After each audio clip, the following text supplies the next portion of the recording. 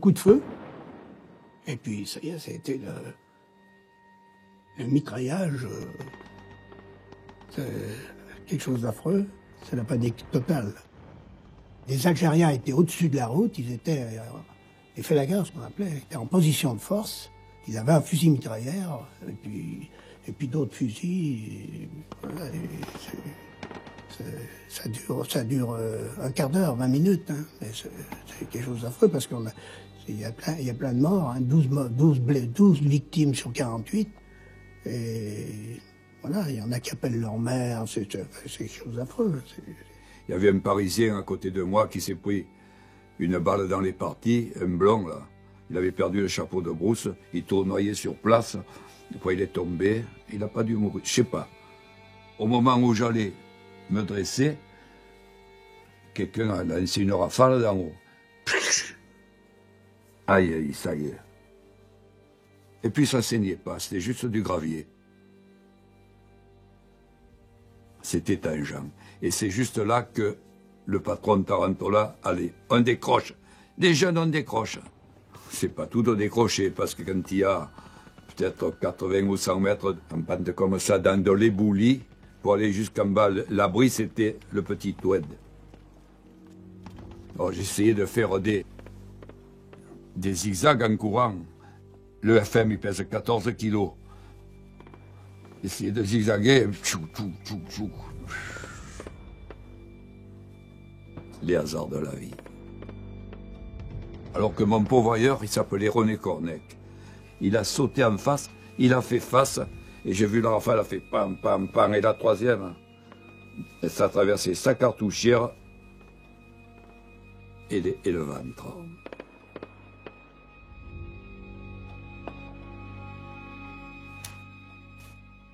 C'est bien tombé pour moi. J'aurais 100 ans, c'est toujours là derrière, je n'oublierai pas. La première fois que j'étais confronté vraiment à la mort, que quelqu'un m'aligne pour me descendre. Et dans la Jeep, il y a eu le lieutenant qui conduisait le convoi, le radio qui était derrière, qui ont été tués, et le chauffeur qui a été grièvement blessé. Ce lieutenant surtout. J'avais été son radio. Il y a le lieutenant, et puis il y a un radio, on porte le poste de radio qui fait 17 kilos, puis on communique, on passe. Donc on avait des relations, pas seulement militaires, un peu amicales. Je l'estimais beaucoup. Après, il est arrivé d'abord les Mistral. Alors ils ont fait un passage autour du Djebel, et puis on regarde, ils nous piquent droit dessus comme ça.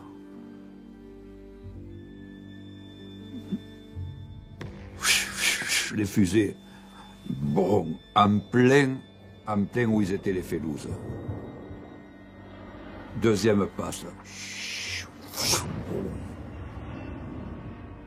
Après, il est arrivé encore mieux, les spahis avec les chars américains. Les canons ont fait comme un insecte, là. Chercher un peu les azimuts, les ordonnées. Bam, bam, un coup à toi, un coup à moi. Et toujours au bon endroit. Juste là. C'est pas nos balles à nous qui les ont défalqués. C'est les tanks et l'aviation. Mais enfin, après, il y a eu de l'amertume. Ces 19 morts, peut-être, si on aurait envoyé l'aviation et les chars avant nous, avant l'assaut à pied, il n'y aurait pas eu les 19 morts. 5 de mes gars ont été tués, 6 ont été blessés, dont on n'a plus jamais entendu parler. Et ça, c'est lourd, oui. Ça, c'est lourd. Mais des gars gentils comme tout. Des gars gentils comme tout. On a nettoyé les bâches des camions, il y avait de la cervelle collée après, il y avait des... Oh. Inimaginable. C'est comme ça. Sa fiancée, son père, sont venus, puisqu'on circulait quand même, on pouvait prendre l'avion pour venir à Alger ou à Sétif. Ils sont venus là, absolument choqués, éberlués. C'était épouvantable. Ils ne pouvaient pas penser en France à ce qu'était le sort de ces petits soldats qui risquaient quand même leur mort en Algérie. Ils sont arrivés, et vers lui, on leur a montré ce beau grand gaillard auquel on a coupé la cuisse. Le temps qu'ils arrivent, le père dit « Ah, mais c'est sa fiancée. Ah, ça va peut-être me faire du bien. On va les marier. » J'avais un excellent aumônier qui leur a dit « Écoutez, vous avez peut-être chose à faire que de les marier. » Effectivement, le lendemain, il était mort. Ils sont repartis avec le cercueil. Médusé. Ils ne pouvaient pas imaginer que ce beau grand garçon allait mourir comme ça. On a mis nos 15 copains à rouler dans les couvertures et on les a chargés dans les camions à la 1, à la 2, à la 3, comme des sacs de patates. Et c'est une image, mais comme des sacs de patates. C'est monstrueux. Le premier que j'ai vu mourir, j'ai pleuré tant que j'ai pu. Et j'avoue être encore ému. Excusez-moi. Mais c'est resté là et ça restera. Des profondis. Le maire du 16e arrondissement est prévenu par télégramme qu'il doit informer avec ménagement Madame Ghislaine Henry, mère de Bernard Henry, de la mort de son fils, tué en opération, et lui présenter ses condoléances.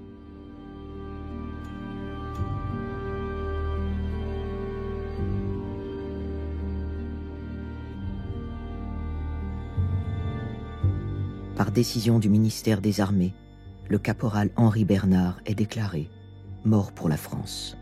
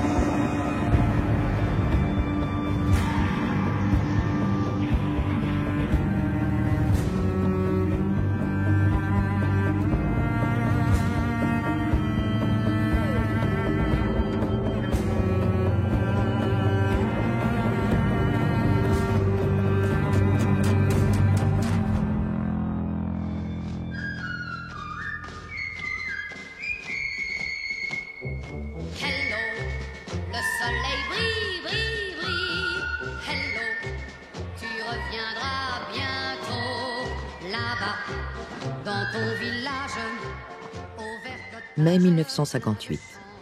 4 ans après le début de la révolte en Algérie, après 2 ans de guerre à outrance, pas un canton de France qui ne compte son jeune homme, mort pour la France. Des appelés du contingent tués dans des combats dont on a longtemps camouflé la violence. Pierre était déjà papa d'un petit garçon. Et je me vois ce Pierre avec la tête vers le bas, comme ça, des mouches dans le nez et sur les yeux, le teint comme de la couleur de bougie, avec 3 balles en diagonale. À partir de là, j'ai plus pu m'arrêter de pleurer. J'ai pleuré pendant, je sais pas. Et on a pris par les pieds, par les épaules, on en a mis 19 comme ça. Et je pleurais, et je pleurais. Et il y en a eu 30 000 comme ça. Pourquoi faire? Je pensais surtout à mes parents. Ils m'avaient protégé pendant que j'étais tout gamin, au milieu des bombardements et tout. J'avais tout ça en tête. Pourquoi tout ça si, en fait, à 20 ans, je reviens pas? Ouais, ça me touche. Ouais. Ce n'était pas supportable de voir crever un petit Parisien, un petit Normand. Pourquoi? Pour ce mythe de l'Algérie française. Au secours.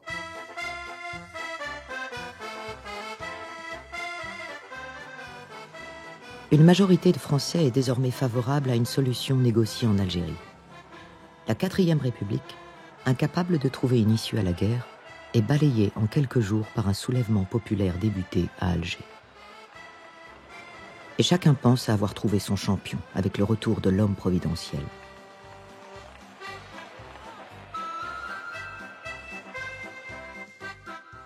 Mais De Gaulle va peu à peu s'aligner sur la volonté des Français de métropole. Pour les partisans de l'Algérie française, c'est la désillusion.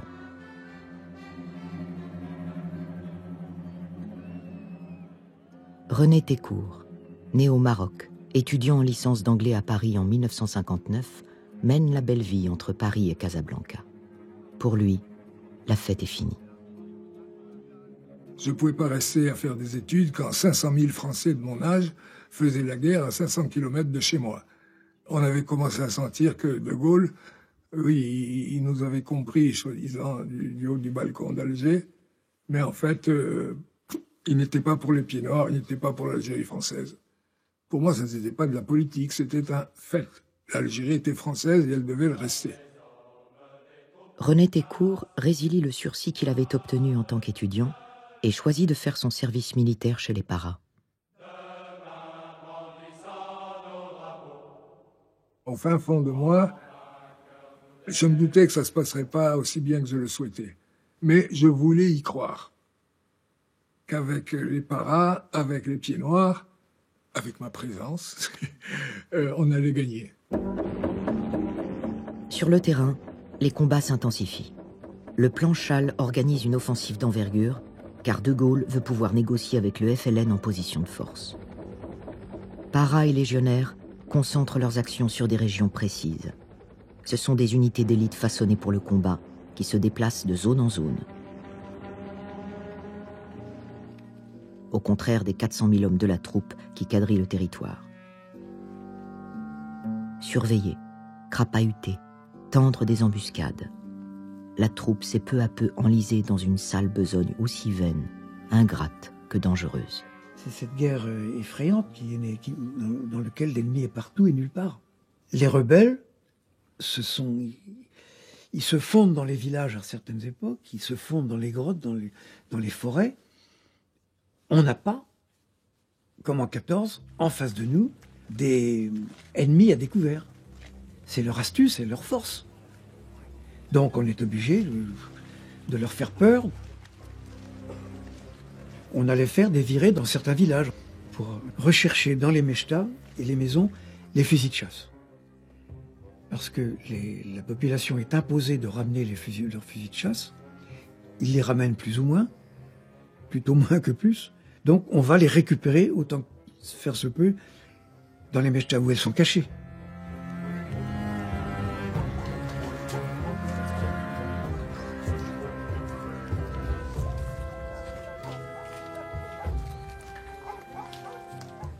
On est allé visiter un village, non pas visité, contrôlé. Quand on voit arriver une troupe en armes, on ne sait jamais comment ça va finir, ça. Il y avait des gens qui reculaient, et ça me plaisait pas. J'avais peur. Je me sentais comme un Feldgrau en 43, quand c'est eux qui... Je me sentais l'occupant, quoi. En armes, à donner des ordres, à contrôler. De temps en temps, je me le suis dit, ça, que je me comparais aux Allemands qui nous occupaient pendant la guerre. J'y ai pensé à ça. On a eu un accrochage, on a eu des morts. Bon, allez, mise à sac du village, c'est-à-dire qu'on enfonce toutes les portes sont fermées à clé, on enfonce les portes, et on pille ce qu'il y a dedans, on casse, etc., pour influencer la population. Il suffit qu'on vous mette une arme dans les mains, des rangers, une casquette, face à la population qui regardait ces jeunes sortir des camions, on était des sortes de voyous en uniforme, voilà. Tranquillement, les mains sur le ceinturon, et puis on regardait les gens, et bien sûr les gens, voilà. Oui, on y croyait. On y croyait. On savait qu'on était les durs, quoi. Et en plus qu'on avait tous les droits. Même le droit d'arrêter quelqu'un. Comme des cow-boys dans un salon. Je vois bien dans ces westerns, là, quand on pousse les portes du salon en entrant, ben c'était un peu ça, quoi. Il y en a un qui a piqué une robe pour s'amuser avec. Alors que la personne qui avait la robe, certainement, c'était pour elle toute sa vie, je ne sais pas, il n'y avait que ça. C'est une petite chose, ça, mais ça peut aller au-delà dans d'autres situations. Là, il y a des soldats qui se sont un petit peu permis certaines privautés qui n'étaient pas au programme officiel, pour voir si une jeune fille, elle portait des armes, il n'était pas nécessaire forcément de la palper de haut en bas. Ben évidemment, je me suis fait rembarrer. Et beaucoup m'ont dit, ça te regarde pas, ferme ta gueule, et puis voilà, c'est tout. Oui. On s'apprête à partir quand le brigadier prend la parole et dit, se frotte vigoureusement le sexe en disant, ce soir, si on en trouve une toute seule, on se la fait. Et les autres de dire, ah bah oui, ça c'est une bonne idée, il y a longtemps qu'on n'a pas baisé quand même. Bon. Et on se retrouve à l'extérieur du bidonville, et le brigadier dire, oh merde, on n'a pas pu tirer notre coup. Vous en avez pas vu de femme toute seule? Alors, les gars disent, bah non. Je dis, moi, si, il y en avait une, mais elle était parfaitement en règle. Et là, il y a eu la réponse immédiate, sale curé. C'est pas parce que tu baisses pas qu'il faut en empêcher les autres. Tu nous emmerdes. J'étais pas curé, j'étais pas prêtre, mais enfin, ça s'était su, j'étais séminariste. Voilà comment j'ai démarré mon travail avec ces gars qui étaient là depuis un certain temps et qui étaient un peu broutilles, quoi, à force d'être sans femme, sans beau, la peur, etc. Donc, tu peux imaginer tous ces 500 000 jeunes hommes privés de femmes pendant 1 an ou 2 ans. Ce refoulement sexuel doit être une des causes de la violence exercée envers les autres.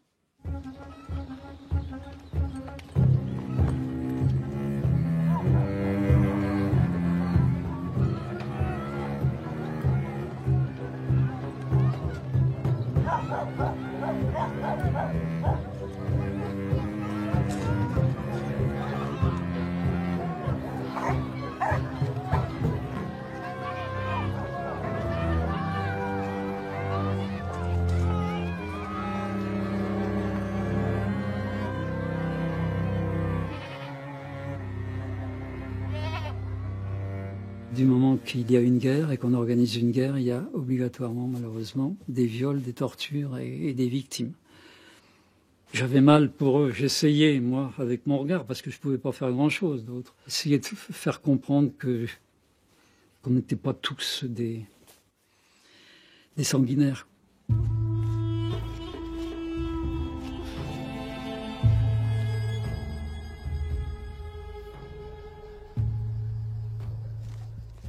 La troupe venue pacifier connaît le sort commun à toute armée d'occupation et se comporte comme telle. Face à des rebelles mobiles qui se fondent dans la population, l'arme suprême a toujours été celle du renseignement.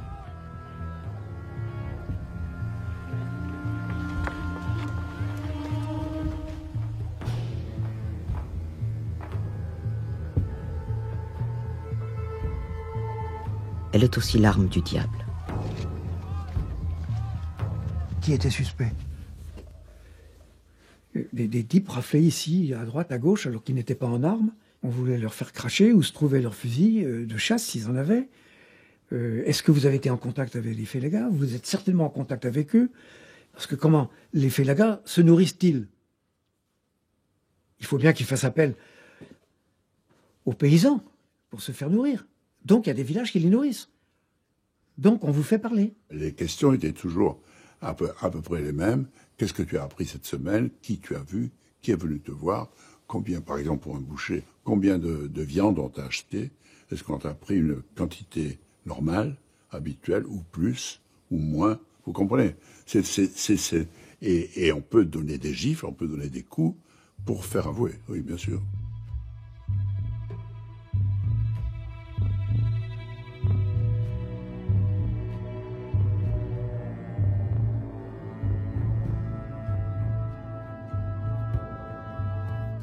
Vous voyez le cas que l'on nous renvoie toujours à la figure, qui est celui de on tient le suspect, on sait qu'il a mis une bombe à un certain endroit, il connaît l'endroit. Si on ne le fait pas parler, eh bien, on risque de faire tuer des femmes et des enfants. On n'a jamais été mis en face d'un cas pareil, nous. On n'a pas eu besoin de ça pour torturer. Sur Alger, je trouve ça légitime. Moi, un gars qu'on attrape, on sait qu'il a posé une bombe qui va tuer des civils, et il ne veut pas dire où, eh ben, qu'on lui mette 2 électrodes au cul, pour moi, pour le faire parler. Mais sauf qu'en Algérie, après, c'est devenu la règle. On arrête un gars, ben, on commence par lui passer la gégène. Bon. Les plus hauts gradés ferment les yeux sur des méthodes déjà éprouvées en Indochine.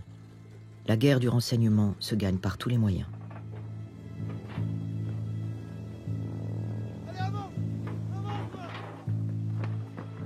Dans ce cas, ce sont notamment les centres de renseignement et d'action et des unités spéciales, les DOP, qui s'en chargent, avec à leur tête un officier de renseignement.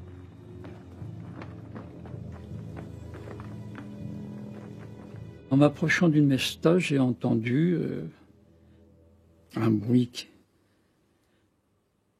exactement comme si quelqu'un était en train de scier une bûche.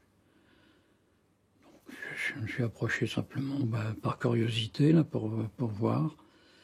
C'était à l'intérieur de la cour d'une mechta. Et c'est là que j'ai vu que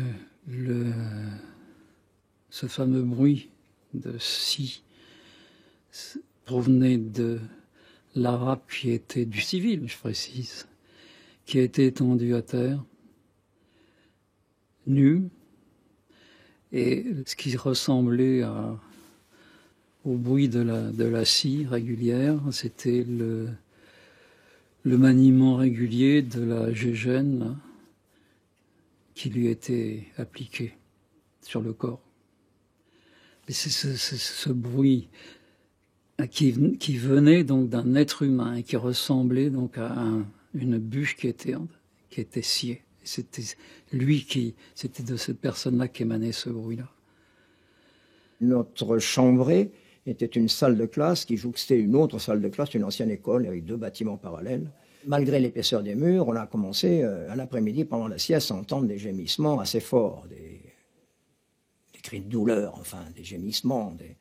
Bon, on a tout de suite compris ce que ça voulait dire, parce qu'on le savait quand même que ça, déjà, un peu. Et là, on a réalisé que ça se passait derrière le mur, on était en train d'abîmer quelqu'un pour le faire parler.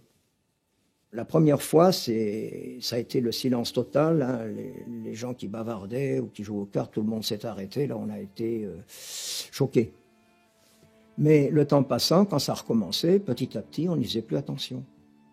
La première fois que ça m'arrive, j'étais pas prévenu, personne m'a parlé de ça. J'entends des coups et des gens qui crient et des gens qui gémissent. Et je me dis, mais qu'est-ce qui se passe à côté? Mais c'est quoi? C'est une attaque ou quoi? Et j'ai vite compris que c'était un de notre officier de renseignement qui avait amené un suspect. Ça durait jusqu'à 1h du matin ou 1h30. Alors j'entendais, et je les connaissais, ces gens-là, je les voyais dans la journée, mine de rien. La porte s'ouvre et ce copain sous-lieutenant sort avec un vieillard couvert de sang et un gamin de 12-13 ans qui portait son vieux père ou grand-père et dont le regard m'a absolument transpercé. Ça m'a fait beaucoup de peine de voir ce copain et très gêné envers moi. Il me dit, tu sais, je lui ai pas fait de mal, je l'ai un peu secoué parce que ces vieux têtus, ils veulent jamais dire quand le FLN est venu manger un couscous chez eux. 5 heures, lever du jour, lever du soleil, il arrive avec un autre copain. Il va à l'abreuvoir, c'est un abreuvoir, notre pièce d'eau au milieu du cantonnement. Il y avait du sang, qui était taché encore de sang. C'est là. C'est là que je découvre ce que faisait mon copain Jean. Bah, la gégène, puis on y allait, hein. Il faisait des bons. Puis on raconte tout ça, comme ça. En buvant sa canette de bière. Il commençait tôt le matin, je comprends qu'il buvait des canettes de bière. Quand tu fais des trucs pareils. Oh, ça a été pour moi dramatique. T'es un bon copain, Jean. Il était bien normal, si je peux employer ce mot. Puis je l'ai vu évoluer très vite. Il tapait pour un rien, sur un arabe. Enfin, arrête, mais ils sentent pas les coups, ils sentent pas cela, c'est comme mes vaches quand je leur donne des coups de bâton. Je lui dis, mais enfin, quand même, C'est un homme, c'est un individu. Mais ils sont pas comme nous, ces gens. Boutout, ce petit berger, il garde ses vaches. Tout d'un coup, il voit surgir de la forêt des soldats en armes, en casque. Il prend peur, il s'enfuit, on lui court après, on le rattrape, on l'arrête et on l'accuse d'avoir voulu prévenir des Félagas. On le ramène au camp et on veut le faire parler. La nuit, je suis sous la guitoune, prêt à m'endormir, j'entends des hurlements épouvantables. Je crois que ce sont des chacals qui ont envahi le camp. Et le lendemain, j'apprends que c'est en fait le gosse qu'on avait ramené qui a été passé à la magnéto. J'ai pris la photo de ce gamin. Je me suis dit, ça c'est pas possible, il faut que je montre ça en France. Comment est-ce que des officiers français en sont arrivés à torturer un gamin de 13-14 ans?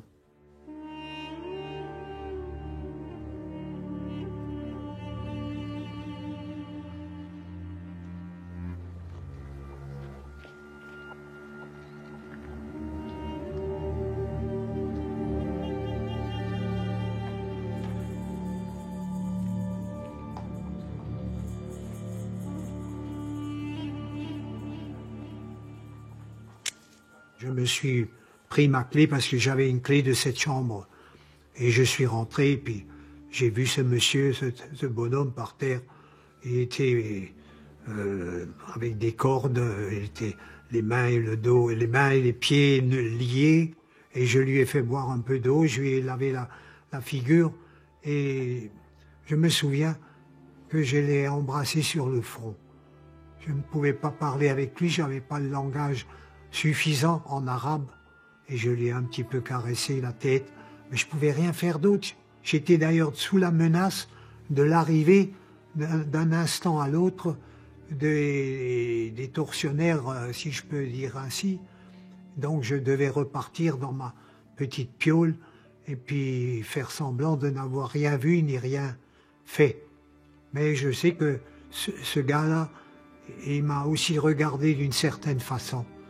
Et c'était un remerciement. Je me rappelle que son regard était plein de bonté, alors qu'il devait avoir la haine au fond de lui contre ceux qui venaient de le mettre dans cet état.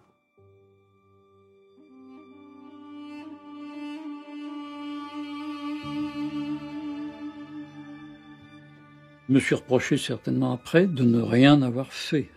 Mais qu'est-ce que j'aurais pu faire?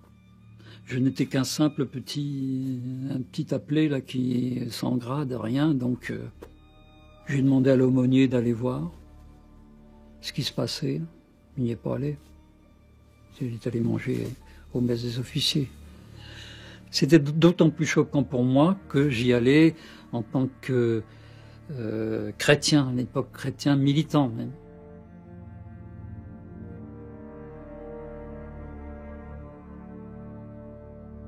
J'ai espéré qu'il intervienne, qu'il arrête, qu'il fasse arrêter, mais non, non.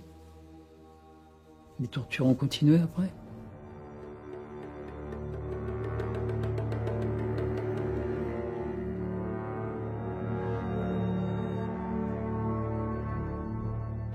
Le colonel, je lui ai parlé, est-ce que vous savez ce qui se passe dans votre régiment? Et c'est là qu'il m'a répondu, occupez-vous de ce qui vous regarde.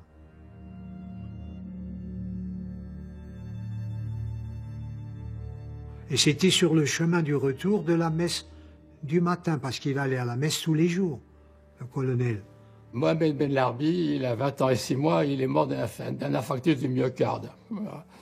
Et l'autre, il avait 19 ans, 6 mois. Alors là, évidemment, on pouvait à notre échelon râler en disant que quand il y avait des gens qui mouraient dans les locaux du 2e bureau ou autres, c'était tout à fait injustifié. Et c'était tout simplement des pauvres garçons qui n'avaient pas survécu à la torture, à l'interrogatoire musclé. C'est le mot qui résume pour moi la guerre d'Algérie. Torture. Mais je dis ce que j'ai vécu, en sachant effectivement, bien entendu, certains peuvent de toute bonne foi dire non, il n'y a pas de torture parce qu'ils n'ont pas vu de torture. Je ne dis pas que toute l'armée a fait ça, loin de là et fort heureusement. Et je sais que beaucoup d'officiers se sont opposés à cela, mais il y en a d'autres qui ont fermé les yeux. Un officier de renseignement est passé dans notre camp pour lever des volontaires pour créer une équipe avec lui. Il y a eu un seul volontaire sur les, je sais pas moi, 150 que l'on était dans le camp, vous voyez, un seul volontaire. Et qui s'est fait insulter ensuite par les autres. Il ne faut pas noircir toute une génération de jeunes français. Hein, tous ceux qui ont fait l'Algérie ne sont pas des tortionnaires. Loin de là. J'aurais bien peine, moi, comme je me connais, de torturer quelqu'un. Chaque petit soldat français en Algérie se levait pas chaque matin en disant « Qui est-ce que je vais torturer aujourd'hui ? On va bien rigoler ». Chasser cette image. L'Algérie n'égale pas torture. Algérie égale souffrance, égale échec. Ce que cette génération, notre génération a vécu pendant cette guerre d'Algérie, c'est au milieu de cette population, on demande de faire la pacification, de les aimer, et d'un autre côté, on nous dit faut aussi les arrêter, les torturer. Non, c'est invivable, ça. Alors, Jean, il a craqué, Jean, c'est sûr. Quelques-uns ont craqué comme ça. Faut le dire. C'est ça la mocheté de cette guerre d'Algérie. Le sale côté de nous-mêmes, de ce qu'en représente aussi notre démocratie. C'est aussi ça, la démocratie. Elle se salit les mains, la démocratie. Et pour s'en débarrasser, il faut le dire, il faut le crier, il faut le témoigner, il ne faut pas le cacher. Ça pose la question de la relativité, si vous voulez, de notre propre culture. Et encore une fois, et ça nous renvoie à l'extrême fragilité humaine.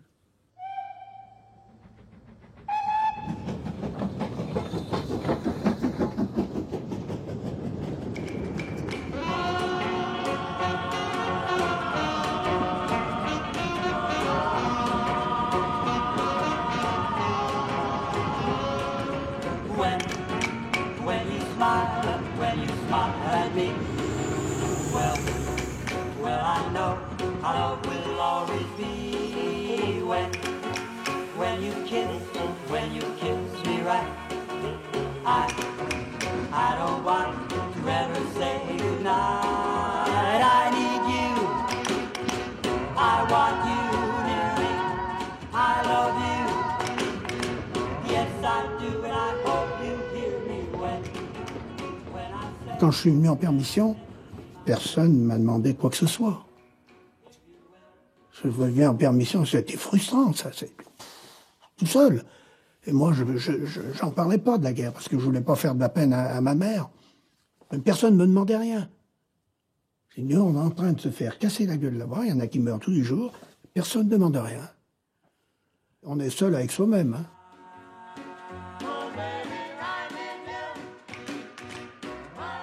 Il y en a quelques-uns qui demandent, mais pas beaucoup.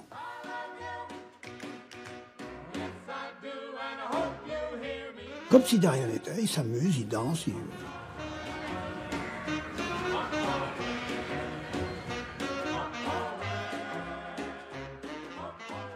Pendant toute la durée de son service en Algérie, l'appelé n'avait droit qu'à une seule permission en métropole.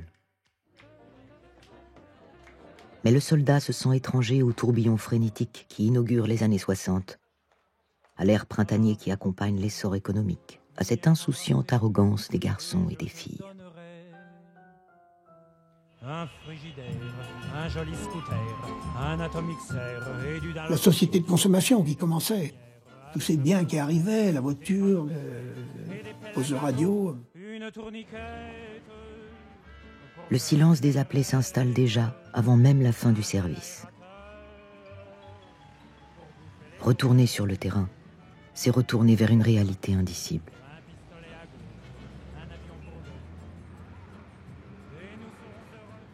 Au bout d'une semaine, des gens comme moi, bon, parce qu'il y a des gens qui ont du caractère, qui ont peut-être fait des études poussées ou qui ont un état d'esprit qui fait que, mais des gens comme moi, les gens du peuple, les gens comme partout, on est vite reconditionnés. Sans radio, habillés tous pareils et couchés sous tente, au bout d'une semaine, on était redevenus les moutons du troupeau.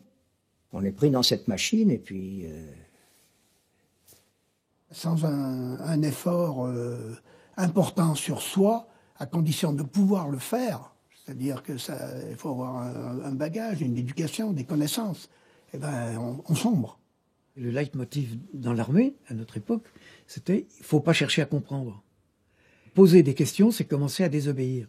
Si vous êtes insoumis, on vous menace du tribunal militaire, etc. Donc, la hiérarchie est très habile, si vous voulez, pour faire monter l'angoisse et faire que finalement, eh bien, on n'a plus affaire qu'à des moutons, si vous voulez, que l'on mène à sa guise.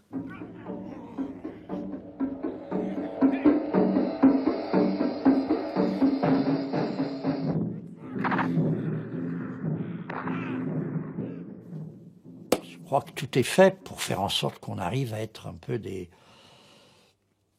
Ouais, j'allais dire des animaux, non, n'exagérons rien, mais des hommes sans réflexion, quoi. Ce qui veut dire qu'on peut dériver facilement. C'est ce qui m'est arrivé à moi. Et vous, est-ce qu'il y a des moments où vous aviez envie de dire non et puis le non restait coincé? Non, pas moi.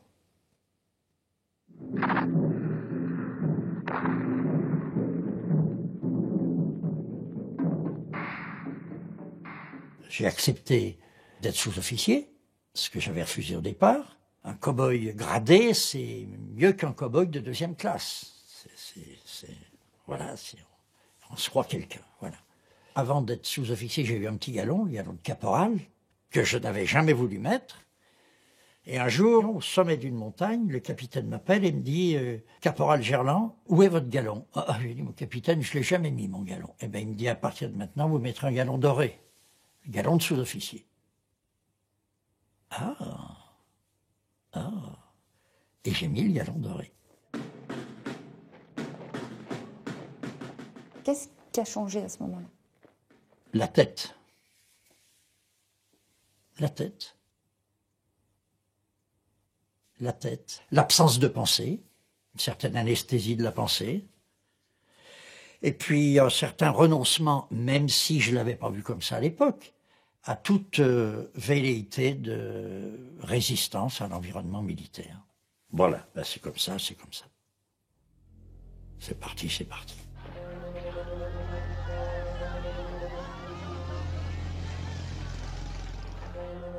Une fois interrogés, les prisonniers doivent être libérés, internés ou incarcérés avant de passer devant le tribunal.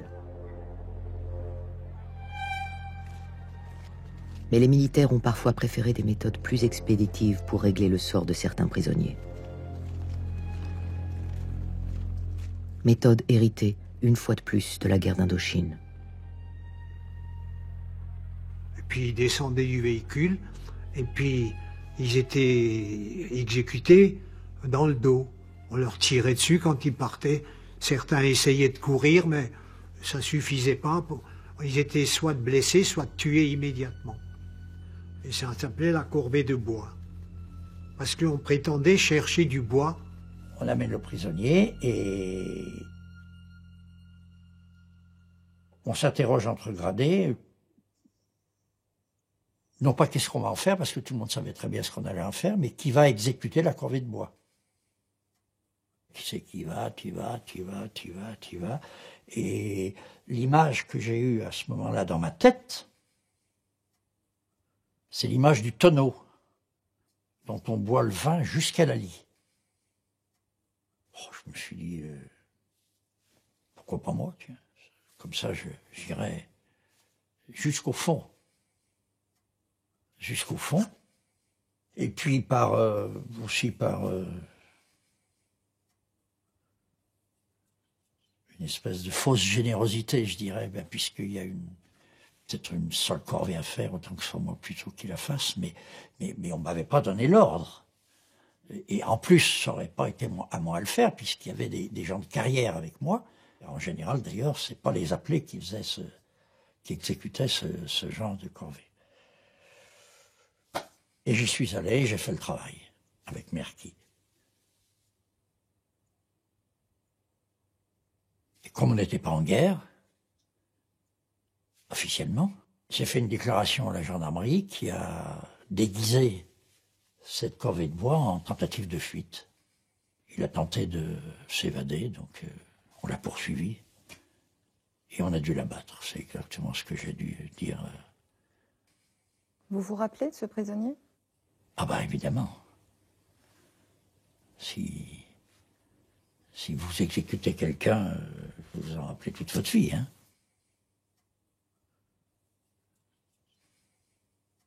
Si j'avais été pendant un an et demi, comme des copains sur cette violence, je pense que je serais peut-être parvenu, moi aussi, tirer, violer, machin, truc.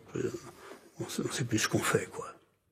J'aurais très bien pu, si j'étais jeune, hein, 22 ans, on n'est pas encore formé, hein, j'aurais pu être très fragile. Ouais. Ouais. Je me dis, les gars qui ont vécu pendant 2 ans de crapahut, de machin, de trucs, C'est tout à fait possible qu'un esprit sain, normal, comme je pensais l'être, se laisse corrompre. On ne peut jamais dire que soi-même, les autres vont se laisser séduire, dévergonder et pourrir, et pas moi. Non, on peut jamais dire ça. On est toujours une possible victime, y compris de soi-même. Combien de jeunes garçons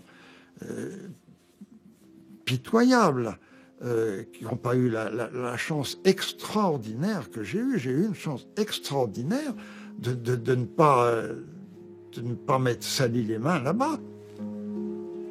Comment résister? Est-ce possible? La question est universelle. Comment résister à la propagande, à la fatigue, à l'isolement, à la loi du talion?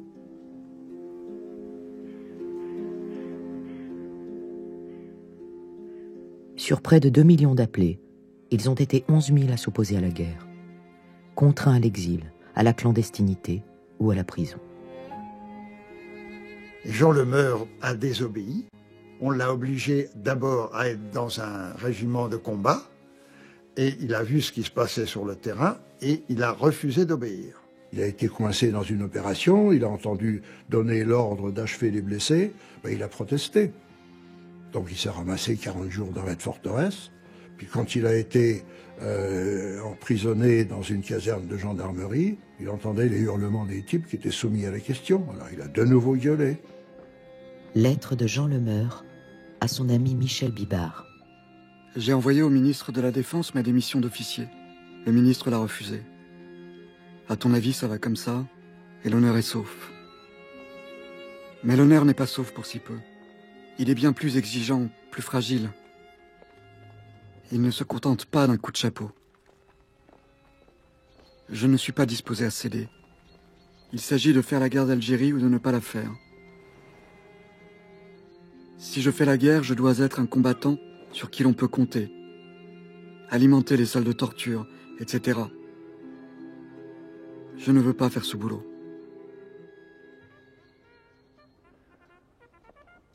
On lui a offert, bien sûr, beaucoup de voies de sortie, on laisse tomber, allez.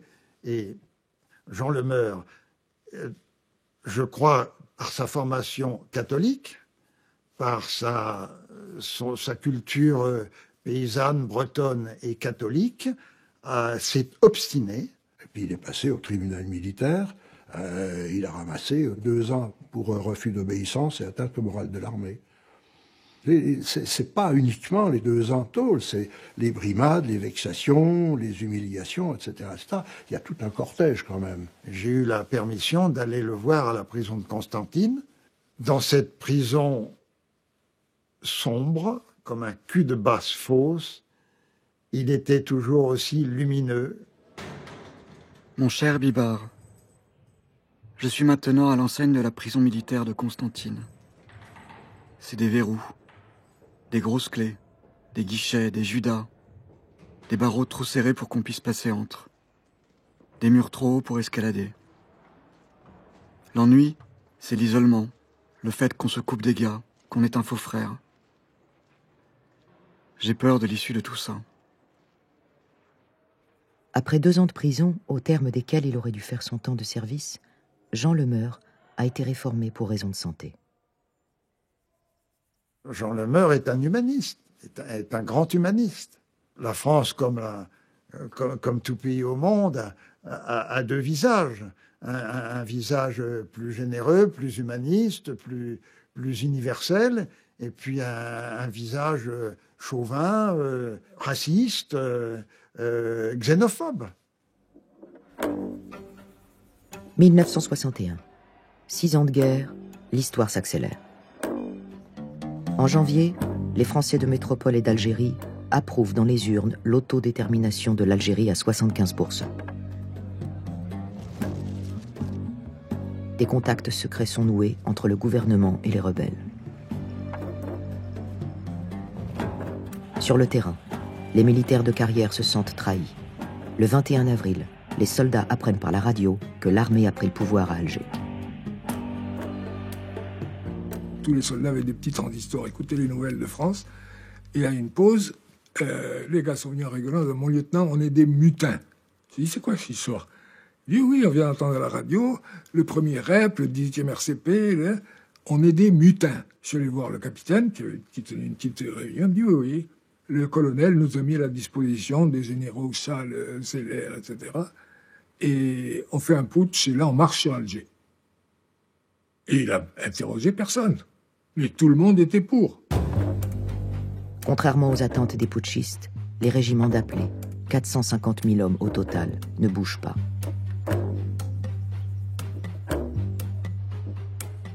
Seules les unités d'élite, paras et légionnaires, appuient le putsch et sont prêts à sauter sur Paris.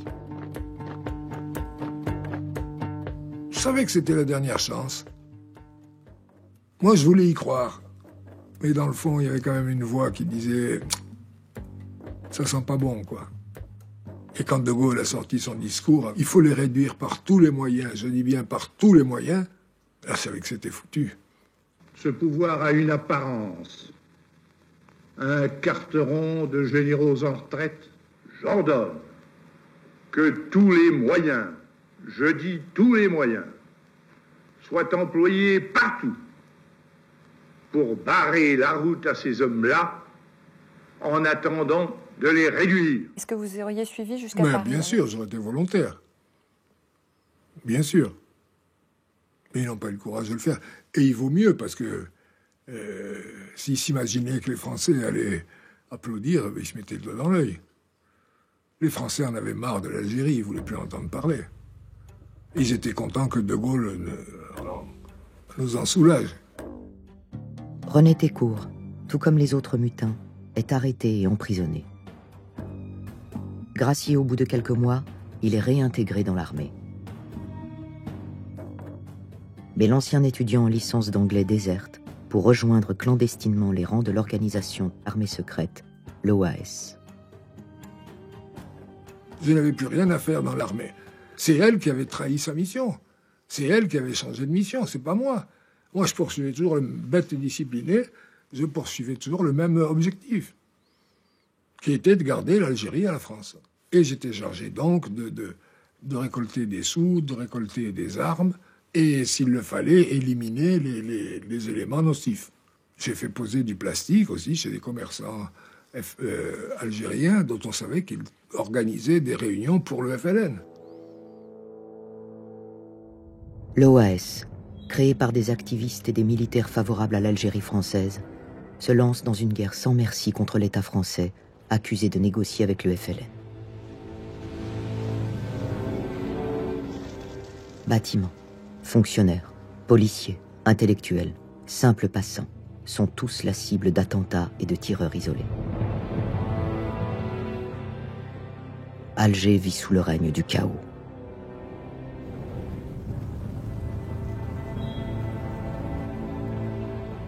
Les rues d'Alger, c'est des dizaines de morts par jour.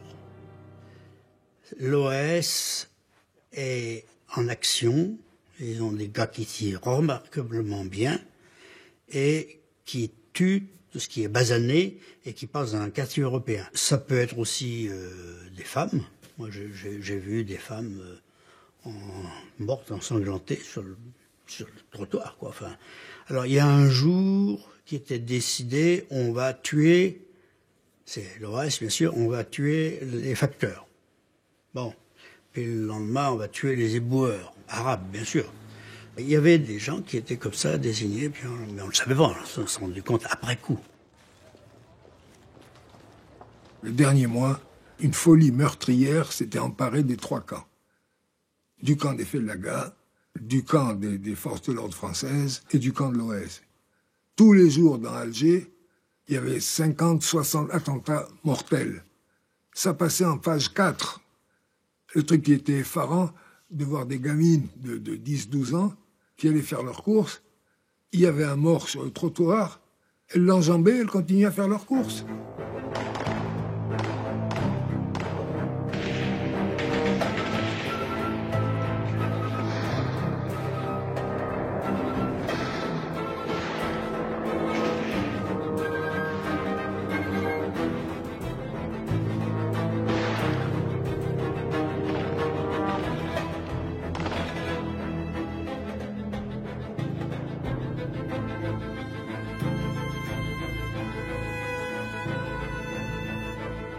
Notre rôle, c'était de compter les morts, d'appeler l'ambulance pour qu'elle vienne chercher.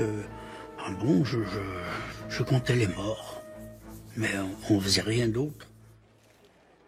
Le 18 mars 1962, les accords d'Évian, signés entre la délégation française et le gouvernement provisoire de la République algérienne, annoncent le cessez-le-feu et l'indépendance prochaine.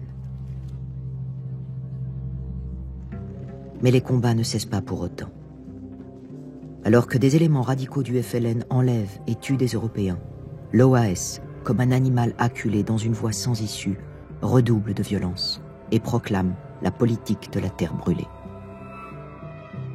Bernard Robin est témoin du changement radical de la mission des appelés du contingent. L'ennemi n'est plus le Félaga. On avait bouffé du Félaga pendant 18 mois et tout d'un coup, il fallait être contre les Pieds Noirs, qui soutenaient beaucoup l'OAS, l'Organisation Armée Secrète. Voilà.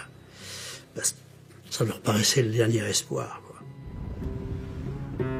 Après le meurtre de 6 appelés par l'OAS, le 26 mars, l'armée tire sur les manifestants Pieds Noirs dans la rue d'Isly à Alger.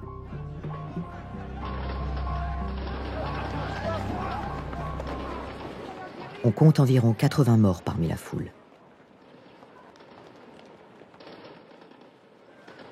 La rupture entre les soldats du contingent et les Européens d'Algérie est définitivement consommée. Nous, on était l'objet de tous les sarcasmes. Alors, pédale, foule-camp, petit soldat parfumé de Gaulle, traître. Il y a un pot de fleurs qui est tombé peut-être du 2e ou 3e étage et qui nous était destiné, mais qui heureusement est tombé sur le capot de la Jeep. À 50 cm près, Bernard Robin. Tuer quelqu'un au combat, c'est une chose. Je vous dis, il y a l'excitation, il y a le truc.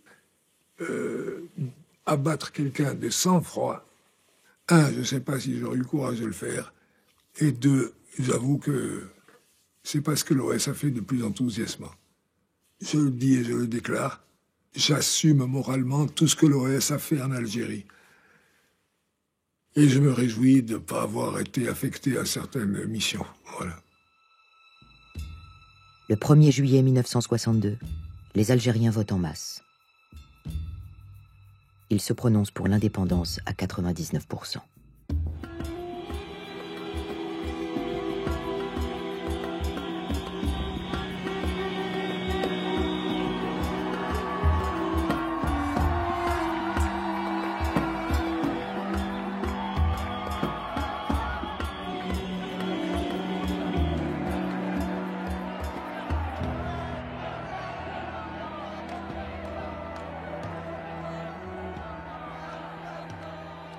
On peut dire que la guerre d'Algérie a été une défaite, puisque nous avons, comme ils le disaient eux-mêmes, perdu l'Algérie.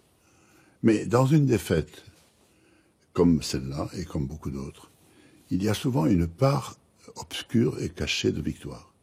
Il y a une victoire sur son propre orgueil, sur la situation dans le monde que l'on s'imaginait avoir, sur son prestige souvent artificiel, sur sa cruauté cachée, sur tout un tas de sentiments nationaux qu'un peuple peut éprouver à différents niveaux d'ailleurs, et qu'un événement comme celui de la perte d'Algérie apaise. C'est pour ça que je dis souvent que, oui, une bonne défaite vaut mieux qu'une mauvaise victoire. Le 3 juillet suivant, la France reconnaît l'indépendance de l'Algérie. Des centaines de milliers de pieds noirs sont contraints au départ. Et pour le contingent, c'est l'heure du retour. On a rapidement pris des camions, on s'est retrouvé à Alger en quelques jours. J'ai même pas le temps de dire au revoir à aucun de mes élèves. J'aurais pu dire continuez à venir à l'école, j'ai jamais pu. Alors là, ça m'a fait au cœur. Là, du jour de partir comme ça, sans le bilan positif et l'amour que j'avais amené, de seul coup, ça a été balayé en quelques heures. C'est tombé comme une masse. Ça m'a pris. Je m'en remets pas. Ça m'a pris comme ça. Comment du jour au lendemain, on vous dit... Mais ça passe pas. Ça a eu du mal. Ça a eu du mal. Voilà.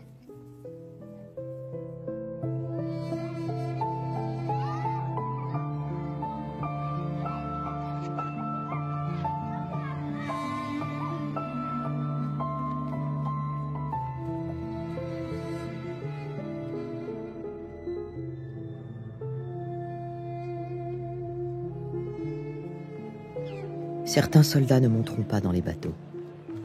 Les harkis, ces musulmans qui ont rejoint l'armée française, sont laissés à quai. Plusieurs dizaines de milliers d'entre eux seront massacrés dans les semaines qui suivent. Je considère que ça a été la dernière trahison de l'armée française, à savoir de faire en sorte que les harkis restent là-bas. Beaucoup ont été jetés à la vindicte populaire, pas tous, mais une grande partie.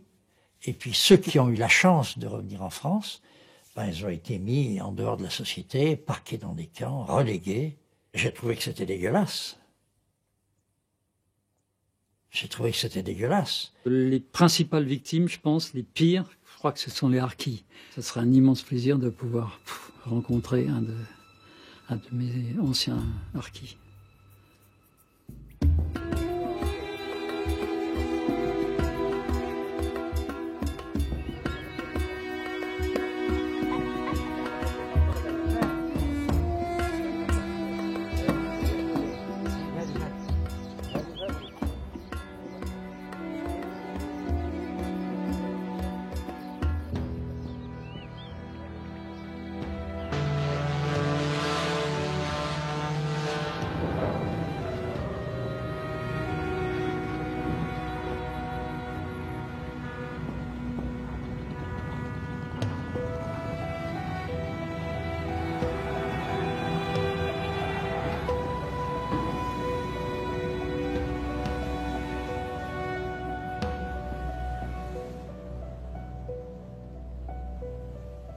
Je pense qu'il y a beaucoup d'erreurs qui ont été commises. Voilà, ça oui. De la part de la France. Beaucoup d'injustice. Le refus de leur donner le droit de vote comme aux Européens. Les considérer comme des citoyens de deuxième zone. Tout ça, on ne l'aurait pas supporté si on avait été à leur place. Le calcul est facile à faire, je veux dire. Qu'est-ce qu'on aurait supporté, nous ?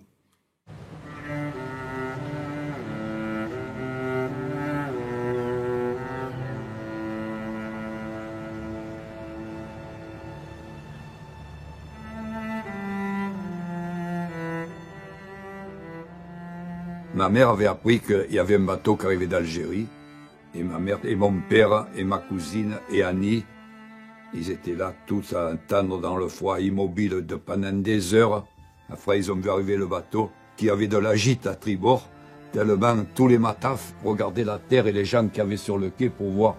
Et moi, j'ai vu les miens. Ma mère et mon père, Annie et ma cousine. Alors, elle s'est fait des signes. Et elle avait tellement froid, tellement émue, tellement... Elle pouvait même pas remuer. Et elle m'a vu, j'ai pris mon bâchi, j'ai remué, quoique tout le monde remuait le bâchi. Hein.